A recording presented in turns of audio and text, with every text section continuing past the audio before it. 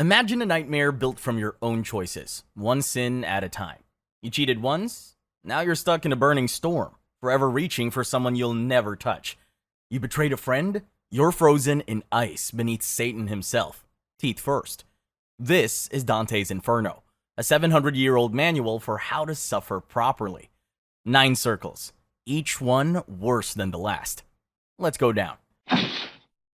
The gates of hell. So, you wake up alone in a dark forest. No clue how you got here. You look around, hoping for a path, but all you get is that weird feeling, like someone's watching you. So, what do? You keep walking. What else are you supposed to do? You spot a hill in the distance, and you're thinking, if you can just get to that hill, maybe you'll finally get out. Then, out of nowhere, a leopard just spawns in front of you. It moves fast through the trees, black spots vanishing into shadow.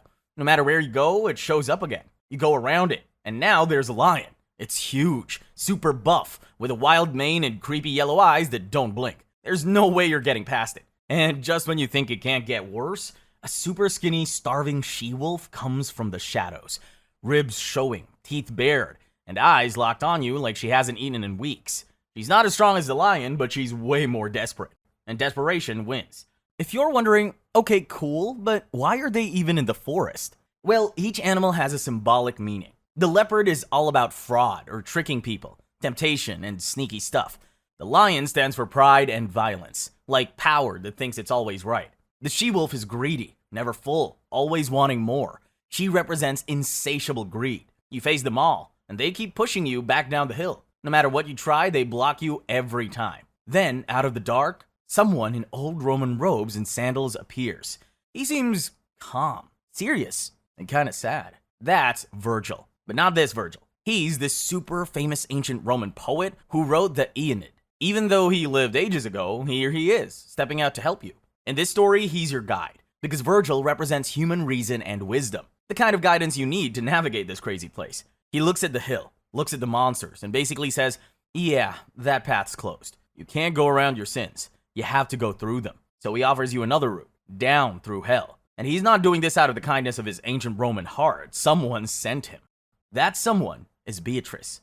She's the symbol of divine love, and was also the love of your life, but she died young. In this story, though, she still cares enough to reach down from heaven, tap Virgil on the shoulder, and say, go help him. Beatrice represents the grace that gives you a shot at redemption, even when you don't deserve it. So, who are you in all this? Well, you're Dante, the guy who actually wrote the Divine Comedy. And this whole thing is your epic midlife crisis fever dream. You got exiled from Florence because you picked the wrong political side, lost the power struggle, and got kicked out. So how did you cope? You wrote a book where you walk through hell and personally assign everyone you hate their own custom-built punishment. It's basically the literary burn book in history, and it actually became a classic. People cared about it so much, Italy tried to reverse your exile 700 years later. Right now, you and Virgil are heading for the front door of hell, and it's not subtle. Imagine a huge stone archway just standing there, leading into pitch black nothing. Carved across the top, abandon all hope, ye who enter here. Classic hell stuff. Would you turn around? Probably, but Virgil's already walking in, so you follow. There's more writing on the gate too, about how it was built by justice and eternal power and love. Basically, everything in here, you earned it. So yeah, it's all fair, supposedly. As you step inside, it's like your senses get hit all at once. Screaming, crying, begging, and yelling in every language. But you don't dwell on that for too long. Your first stop, the vestibule. This is hell's waiting room. Except instead of magazines, it's screaming and bees. Everyone here had one thing in common. They never chose. Not good, not evil. Just nothing. They never take sides in anything. They lived gray, forgettable lives. And now they're stuck chasing a blank flag that means absolutely nothing. Just like their choices. Round and round forever. And they'll never catch it. 'Cause it wouldn't be hell without a Sisyphean task. Also, there are wasps and hornets that sting them constantly. They bleed. Their blood hits the ground. And there are worms that eat it. Rinse, repeat. Even some angels ended up here. The ones who sat out the whole heaven versus hell situation. The message is pretty clear. If you never stand for anything, you're useless. And hell has a special place for that. Once you get past the vestibule, you get to the river Acheron, the first of 4 rivers in hell. In Greek mythology, Acheron is the river of woe. In Inferno, it separates the vestibule from the first circle, LIMBO. This river isn't normal though. It's black, like straight up ink black. Near the edge, you see a bunch more souls. Some just died. Some have been waiting forever. They all look totally done. Some are yelling. Some are crying.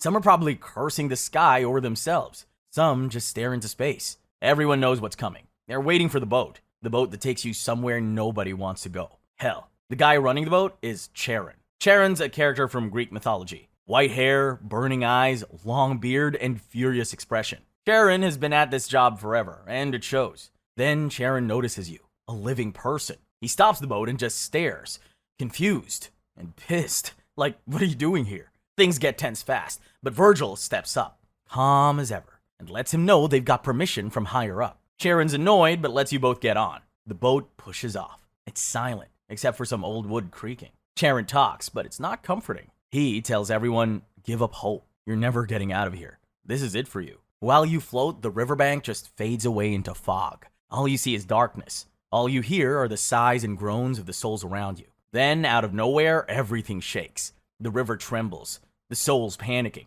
It's like an underworld quake, a sign you're about to enter real hell. It's all too much for you. Your head spins, vision goes dark, and you just straight up pass out. Circle 1. Limbo. You wake up, and for once, nobody's screaming. No fire, no monsters. Welcome to Limbo. Circle 1. The worst you get in here is a sky stuck in permanent sunset. Honestly, if you had to pick a circle to get stuck in, this is probably the one. Everything's gray. Fields, sky, mist, the works. It's not paradise, but it's not a torture chamber either. So who gets sent to the chillest circle in the Inferno? Well, Limbo is kind of like the waiting room for souls who missed out on heaven, but didn't do anything to deserve hell. All the good people who lived before Christianity showed up. Pagans, unbaptized babies, wise old philosophers who never even heard of Christ. The rule is simple. No baptism, no heaven. Even if you're a genius or a hero, you're stuck on the wrong side of the glass. Even Virgil, yeah, our guide, got stuck here. And he's one of the good ones. All the people here are not suffering. But they're not happy, they're just existing. It's a place where nothing ever changes. No pain, but no hope either. They know they'll never see God's light, even though it's so close. But the interesting part is, there's actually one time even people could get out of limbo. According to the poem, when Jesus died, he kicked down the doors of limbo and rescued a bunch of the OG Bible heroes. Adam, Noah, Moses, Abraham, David. This is the harrowing of hell. It left a permanent crack in the place. You keep walking down and spot something weird. A huge, beautiful castle glowing in the gray light. There's even a green meadow around it, the only real color in this gray world. That's where all the great thinkers and ancient heroes hang out. Naturally, you're curious and decided to enter the castle. Inside, you see famous people like Homer, Horace, Ovid, and Lucan. If you love epic stories, these guys started it all. There are also the OG philosophers, poets, smart people from all over. But here's the catch. No matter how good or smart they were, the rules keep them here. They can see heaven through the windows, but there's an invisible wall. As you all walk through the castle and the fields, you see even more famous faces. Democritus, the Greek philosopher, Hector and Electra from old myths, Caesar just sitting on a throne, looking important but still stuck like the rest. Also, Dante mixes real and made-up people here, so Limbo feels like a mashup of history class and fanfic. Now, let's continue our journey. So you walk out of the castle and keep walking. Next up, Circle 2, Lust. You and Virgil leave Limbo, and everything changes. The second circle is where hell starts acting like hell. And right away, you see the problem. A massive storm tearing through the whole place. It's just pure noise of wind screaming, people yelling. It's total chaos everywhere you look. Then you look closer and it gets worse. There are people trapped in the storm. Not just a few, a ton of them. Men, women, couples, single people, all just getting tossed around like they weigh nothing. Some are holding on to each other, trying so hard to stay together, but the wind keeps tearing them apart. Here's the deal. Everyone here let their urges take the wheel. They went all in on what they wanted, and now they're stuck in this never-ending mess. You start spotting some famous faces. There's Cleopatra, the Queen of Egypt, spinning by with her crown barely hanging on. She's reaching for someone, but she never gets close. Her love life set off wars and pretty much took her down in the end. Not far off, there's Helen of Troy, whose abduction, or elopement, depending on the version, sparked the Trojan War, which we all know ended with the burning of Troy. You see Semiramis, the Assyrian queen who was famous for rules to allow all kinds of love, even with her own son. According to Christian historian Paulus Orosius, she lived for pleasure, letting her desires control her kingdom. This whole storm is just packed with history's wildest love stories, all mixed up together. But the story that stands out the most is Francesca and Paolo. You see them clinging to each other in the middle of all the chaos, spinning together and then getting pulled apart again and again. You yell their names, and Francesca actually manages to drift close enough to answer. She says, "I fell for Paolo. He was my husband's brother. One day, we read about Lancelot and Guinevere, and we kissed. My husband killed us both. Now we're stuck in this storm. Close for a second, ripped away the next." You get the point. The storm doesn't care if you're Cleopatra or just a name nobody remembers. If you let yourself get swept away, this is where you end up. Oh, and heads up, there's actually another tornado-style torture like this one deeper in Circle 8. But that time, the souls aren't just spinning. They're burning, all at once. Makes you wonder what kind of sin will get you lit up and tossed around like that. But we'll get there. For now, take a second, breathe if you can, and stick close to Virgil. The next circle's coming up. And if you're hoping it gets any easier from here, yeah, it doesn't. Circle 3, gluttony. You step into the next circle and you can tell right away something's different. It's gross. The ground's just mud, cold, sticky, disgusting. Every step you take makes that nasty slurp sound. And sometimes you have to yank your foot out. And it stinks like a fridge gone bad since Sumerian civilization. And right away you see it's raining, but it's not water. It's just pouring down black oily sludge and big chunks of nasty hail. Every drop burns, tastes awful, and the air is thick and greasy. You look around, and at first you think there are piles of trash everywhere. But then you realize, nope, those are people. Or what's left of them. There are souls crammed together, rolling around in the mud, squirming like worms, or just lying flat with their faces half buried. Some try to sit up, but they just sink deeper into the mess. And if that's not enough, there are worms and bugs crawling in the muck, and sometimes right over people. Everybody's dirty. Their hair's soaked, their eyes are red, and their mouths are open, like they're trying to breathe, but the air's just nasty. Some are so far gone they're trying to eat the mud, shoving it in their mouths just to fill their mouth. Doesn't matter that it's full of worms and broken teeth. They just keep going. The more they eat, the more miserable they get. That's what happens when you never know when to stop. When you always want more, even when you're already full. More food, more drink, more pleasure, more everything. Now all they get is endless misery. Freezing, soaked, overstuffed, and desperate. They're stuck chasing satisfaction, but it never comes. And then the circle's security system shows up. It's Cerberus, the giant three-headed dog from old myths. Each head does its own job. One head sniffs for escapees. Another bites down on anything that twitches. And the third just fixes you with a look that says, "Go ahead, try me." He bites, drags, and rolls souls around like chew toys.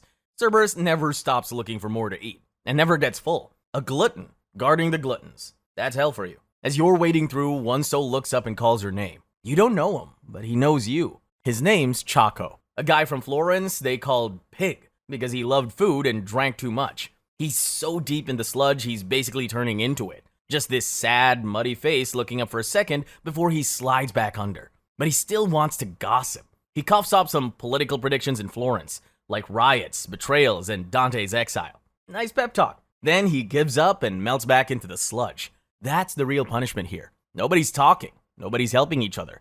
Just endless grabbing, eating, shivering, and sinking. Alone together in the worst buffet line ever. Every craving answered with something even worse. By the time Virgil points the way out, the stink has attached itself to your soul. Onward to Circle 4, where greed gets even uglier. At least there's no mud. Probably. Circle 4, greed. Okay, so good news, you're out of the muck and the ground is dry. Bad news, now it's littered with Legos. Just kidding. It's sharp rocks that chew up your sandals with every step. Everything here glows with this harsh, ugly gold. And the air is so hot, it's like sticking your head in an oven full of pennies. The path drops into this canyon with big cliffs on both sides, and you hear metal banging and people yelling like crazy. Then, right in the way, is this giant statue with a face cracked open and red eyes. As soon as you step up, he spits out this weird, glitchy Latin. Pape Satan. Pape Satan Alepe. Is he cursing? Glitching? Scholars still argue over those words. Maybe a jab at Satan? Maybe just nonsense to show greed's madness. The statue is Plutus, once a Roman god of riches, now downgraded to a jump scare gatekeeper. Virgil waves him off, shouting that God's will trumps his power, and Plutus shuts down. Step through and you land in what looks like an endless demolition derby. Two massive crowds. One clings to giant bags of coins, gold bars, or treasure chests and dragging them. And the other crowd is the total opposites, kicking jewels through the dust, tossing gold like garbage, and flinging silver plates into the chaos. This is basically Dante's old Florence on steroids. Everyone fighting over money, hoarding or wasting, never satisfied, and nobody caring who gets hurt. The banks, the churches, everyone's hands were dirty. Hell just makes it obvious. They slam into each other, coins and curses flying, then stumble back to do it again. Nobody wins. Nobody even remembers why they're fighting. There are some faces that stand out. There's a churchman with half his papal robes torn, still clutching a battered golden staff, like he's worried someone will steal it. Even greedy priests like Pope Boniface VIII are down here. A fat banker kicks a coin sack, then trips on his fancy silk shoes chasing it. A merchant in torn fancy clothes clings to useless record books. A nun with her outfit burned throws broken pearls into the dirt, face full of rage. These guys fit into Dante's time irony, when churches got fat while the poor starved. Everyone's equal down here. What's left is just the obsession. Can't let go. Can't stop throwing it away. The punishment's designed to grind out every last scrap of personality. Years and years of this, and their faces are wrecked, worn down to tired masks. Greed turns everyone ugly, inside and out. You follow Virgil, and as the shouts fade, you finally hear something new. Water, churning in the distance. The next circle is waiting, and trust me, it's not any friendlier. Circle 5, Wrath. If you've ever had the urge to punch a puddle, congratulations, you're ready for Circle 5. The ground squishes under your feet. The air is hot, wet, and smells like something died in a bog. You reach a big, dirty river. The water is dark and chunky, and of course, smells nasty. Think rotten eggs mixed with muddy gunk, and you can see why. The surface is a writhing mess of bodies. Every soul here spent their life marinating in anger, so now they get to play mud wrestling deathmatch forever. It's less a river, more a never-ending bar fight, just without the chance to walk away. But that's only half the story. Under the surface, there's another layer, the sullen. These are the ones who kept all their anger bottled up, never spoke out, and now they're stuck under the mud, barely moving. Just the occasional eye or mouth popping up, gasping for air. Sometimes a pale hand just shoots out of the river and tries to drag you down. But you keep walking. This is the river Styx. In the underworld, this river splits the angry from the hopeless deeper down, like a line between bad and worse in hell. Then you come across a busted old tower with two faint lights on top, like some kind of haunted swamp lighthouse. Whenever anyone needs to cross, those lights flash, and the local boatman shows up, because even hell needs public transport. Which brings us to Phlegius. Imagine if your angry gym coach from middle school got sentenced to row a leaky boat in the world's worst swamp. He hates his job. He's mad you're here, and even madder you're still breathing. But you get in the boat anyway. God's order. Riding the Styx is kinda chaotic. The souls always try to climb in, screaming, cursing, clawing at your ankles. There's even one that stands out for you.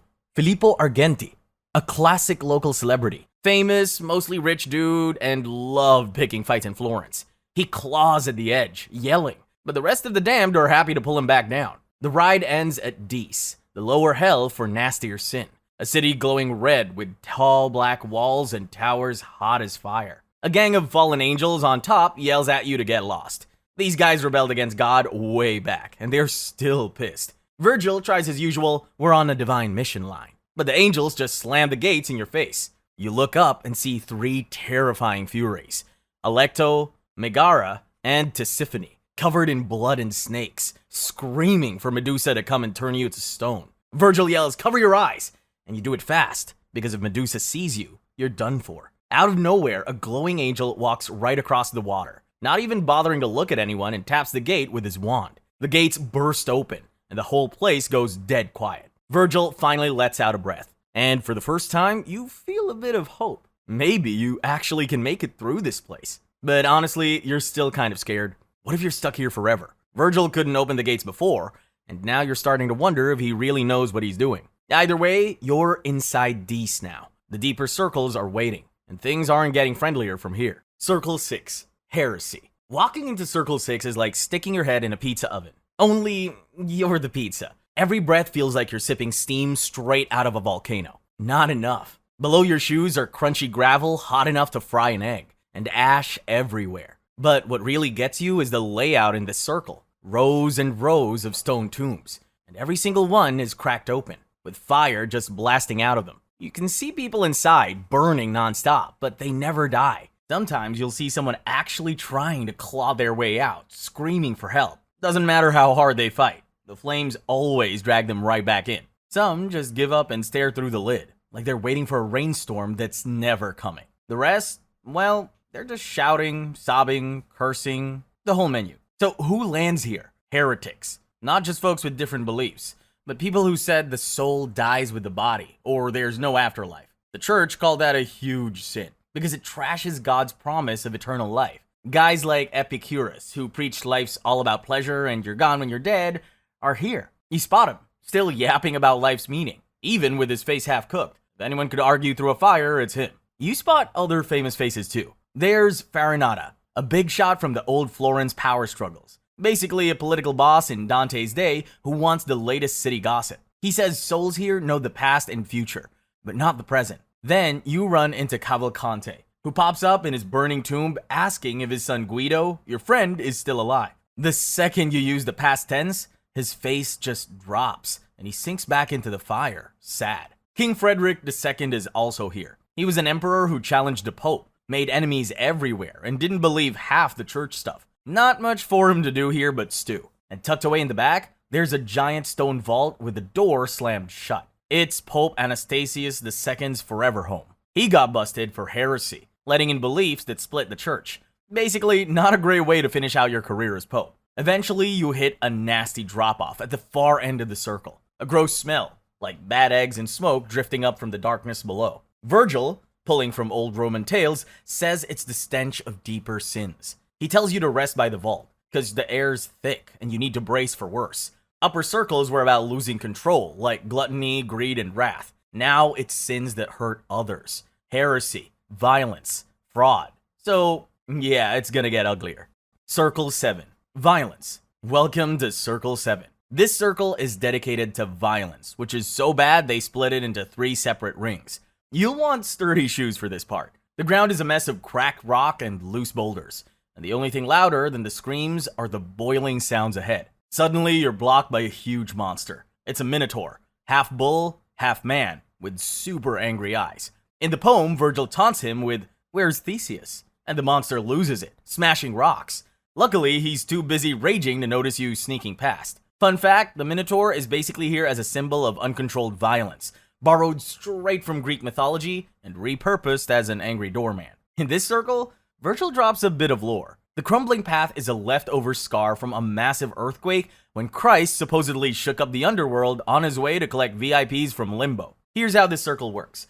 Violence isn't just about beating people up. Hell gets specific. You've got 3 options. Hurt others, hurt yourself, or go big and insult God or nature itself. Now let's break it down from the first ring. Violence against others. Imagine a river, but instead of water, it's bubbling, steaming blood. It smells like a metal shop on fire. This is where all the world's tyrants, murderers, and warlords end up. The logic is as blunt as it gets. The more blood you spilled in life, the deeper you stand now. It's hell's payback, blood for blood. Some are just waiting. Others are chin deep or flat out drowning. Try to escape and you've got centaurs on the banks firing arrows at anyone who thinks they're getting out early. You spot Alexander the Great, who conquered half the world, stuck up to his chest. Attila the Hun's even deeper. He made entire villages disappear, razed cities, left fields full of bodies. If you were brutal, you were sinking here. Guess hell really does keep a scoreboard. A centaur named Nessus gives you a ride across. Apparently, centaurs can be chill if you're not on the guest list.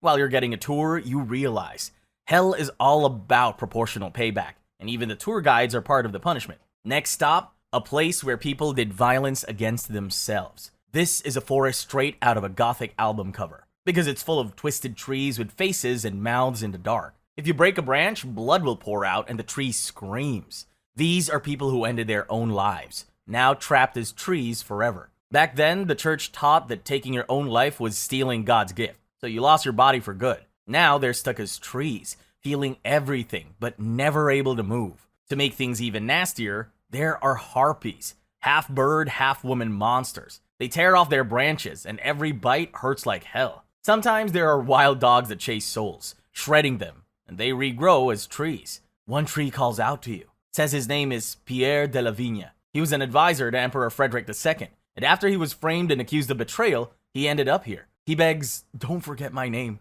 Don't let me fade away." Virgil tells you on Judgment Day, they'll get their bodies back, except their bodies will just hang from these trees for all eternity. Since they threw their bodies away, they're stuck like this forever. And finally, you exit this pathetic forest. Yet the torture isn't getting better. The next one is for people who did violence against God and nature. Now you're in a burning desert, with no shade, just heat. Fire rains down, cooking the sand and the souls. Some lie there, sizzling like meat and screaming. Others walk in circles trying to dodge flames, but always getting hit by it. This is for blasphemers who cursed God, sodomites, and usherers who got rich off unfair loans. Dante hated Florence's bankers who made money while others went hungry, so he dedicated this place for them. You see Capaneus, a warrior from old myths who mocked the gods, still shouting curses, too stubborn to stop, even as the flames hit him. Then it gets close to home. Brunetto, Dante's old teacher and a scholar in Florence, runs up to you. He says, "Don't stop or the fire's worse."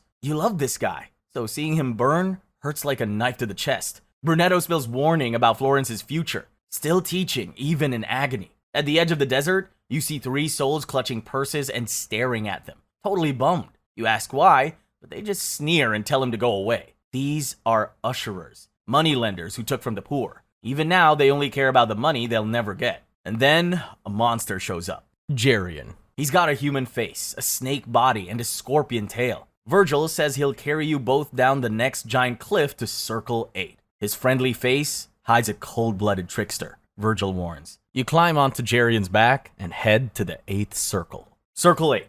Fraud. This whole level is like a scammer fever dream turned nightmare. Back in the day, Florence was crawling with con artists like sleazy priests, fake nobles, and political backstabbers. So the place is aptly called the Malebage, which basically means evil ditches in Old Italian. Imagine a massive stone canyon, carved into 10 winding trenches. Each ring spirals lower, each one nastier and weirder than the last. You can smell it before you see it. Hot garbage, burning metal, rotting meat on fire, and everywhere you turn, the noise is just non-stop. Cracking whips, people screaming, demons laughing, or tar bubbling. Here's how it works. Each of those 10 branches is reserved for a different kind of fraud. It's more than violence. It's betrayal of trust. And in Dante's hell, that's an even bigger crime. You see people forced to march in circles, never stopping, never resting. Demons with horns walk behind them, whipping them constantly. In the poem, these are the souls who traded in flesh or manipulated others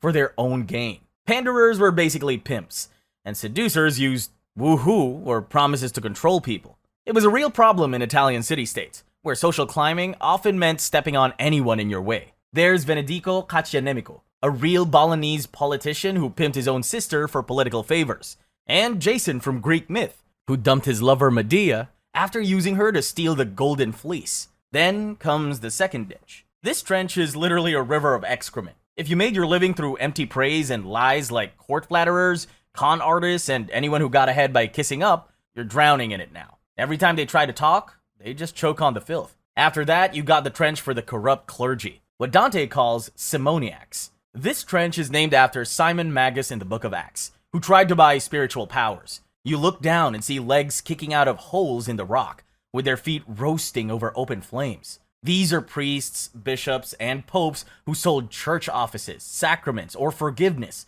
like they were merchandise. This wasn't just a literary thing. Corruption in the church was notorious in the Middle Ages. Here, they're buried head first, as if being baptized in fire, feet burning for all the holy deals they made. Even Pope Nicholas III is here, famous for simony. Instead of mercy, hell just turns up the heat. Next is fortune tellers and diviners. These are the magicians, soothsayers, astrologers, anyone who claimed to see the future for profit. Their heads are twisted backwards, forced to walk in circles. They tried to see too far ahead, so now they can only look back. In Dante's Christian worldview, only God should see the future. Trying to steal that knowledge was seen as prideful and dangerous. Now you get to the barrators, the crooked government officials. They're boiling in sticky tar, with only their heads poking out. If you were a corrupt judge, tax collector, or public official, anyone who took bribes, skimmed off the top, or abused your office, this is home. In Dante's time, Barateria was a huge scandal in Florence and other Italian cities. Try to escape and demons hook them back under. Next up, hypocrites. This one looks almost pretty at first. Everyone's wearing beautiful golden cloaks, but they're lined with pure lead. So heavy it nearly breaks them. These are for hypocrites to put on a show in public, like priests, politicians, even some monks while hiding their true selves. Dante's world was full of these people, especially among religious orders who were supposed to be saints. Then you've got the thieves. It's a snake pit, literally.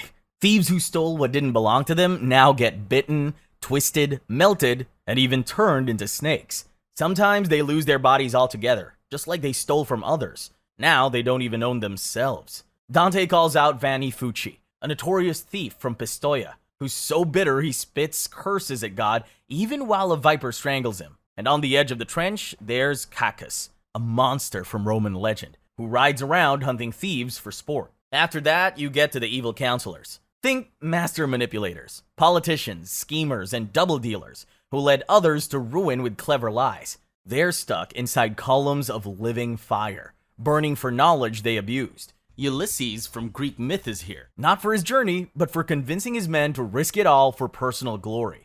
Dante pulls from both classical stories and Italian history here. The next trench is for sowers of discord. This trench is pure horror. The demons slice people open, split them head to toe, and the wounds heal only to get ripped apart again. These are the people who tore families, politics, or religions apart. Dante even throws the Islamic prophet Muhammad because medieval Florence saw religious division as a kind of violence. For 14th century Italians, schism and betrayal were the biggest threats to society. Last but not least, falsifiers. This trench is basically Plague Central. The souls are covered in sores, feverish, delirious, and fighting over scraps. These are the counterfeiters, alchemists, and forgers who twisted reality itself for profit. In medieval Florence, fake gold, fake relics, and bogus cures were everywhere. And outbreaks of disease like the Black Death were often blamed on social rot and dishonesty. Dante turns this fear into literal disease. Liars who destroy society now destroy themselves. By the end, the whole circle feels like one endless pit of noise and misery.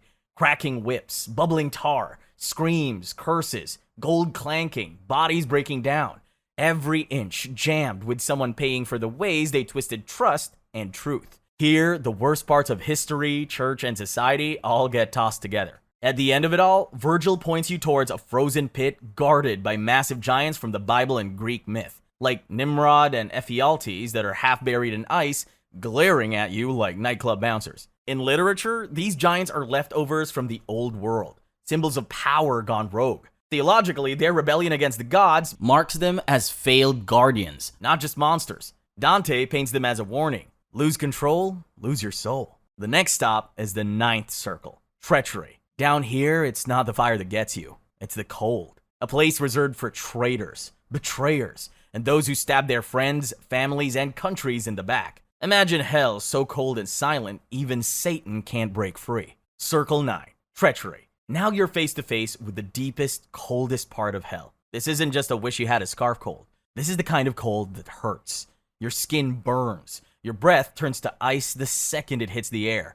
And under your feet is a frozen, centuries-thick lake called Cocytus. Hell's final basement level. And it's dead silent. No screams, just ice. Dante built this place for traitors. And yeah, this one's personal. His whole life was wrecked by political betrayal, so this circle is very intentional. Let's get back to the giants that guarded this place. There are 3 titans that are actually guarding this place. First up, you meet Antaeus. He's probably the only chill giant down here. He's weirdly gentle, scoops up you and Virgil, and lowers you both into the ice like he's helping a kid onto a ride. But this guy used to snap people in half for fun, so don't get too cozy. Then there's Nimrod, the guy behind the Tower of Babel. He tried to unite the world under one language, but God blew up the plan and scrambled everyone's speech. Now Nimrod just stands there, mumbling total nonsense, trapped in his own confusion forever. And you've got Ephialtes, who led a giant rebellion against the gods and lost. He's chained up, still raging, but not going anywhere. The souls trapped here are frozen in every horrifying configuration imaginable. Some are stuck chest deep with arms frozen mid-reach.